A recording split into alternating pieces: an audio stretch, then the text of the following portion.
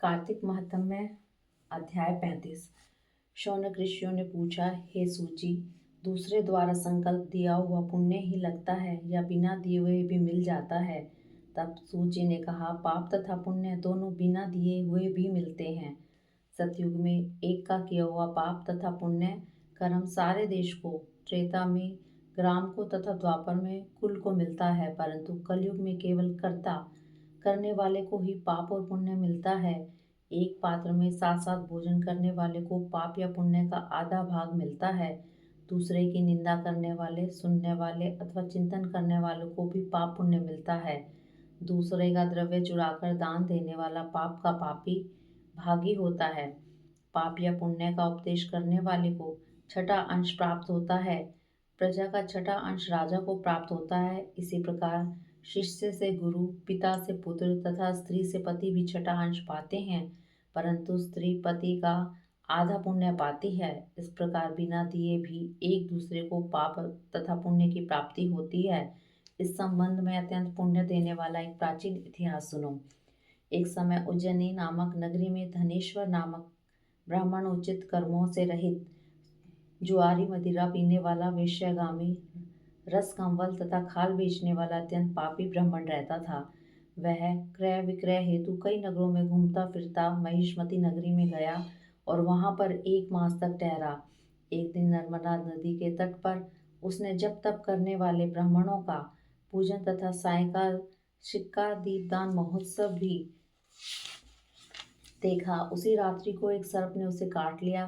तब कुछ मनुष्यों ने उसके मुख में तुलसी दल तथा नर्मदा का जल डाला।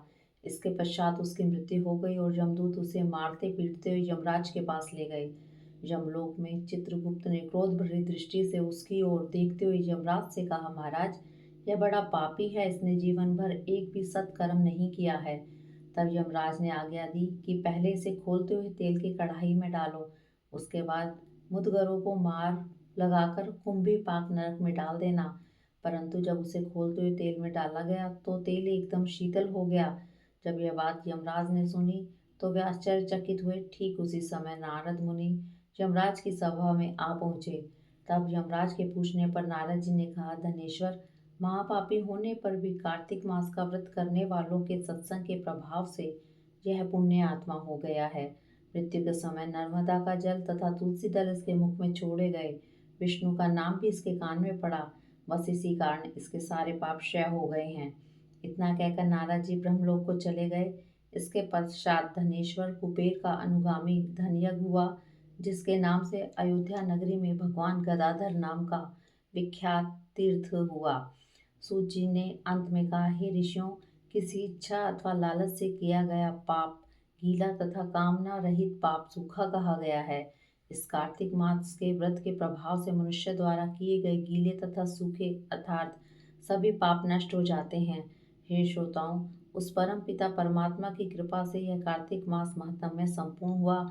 जो इसके अनुरूप आचरण करेगा वह तो जीवन में कभी सुख और जन्म में मोक्ष को प्राप्त होगा ही, श्रद्धा पूर्वक इसके पढ़ने, सुनने और सुनाने वाला भी असीम पुण्य फल प्राप्त करेगा। इति 35वां अध्याय समाप्तम।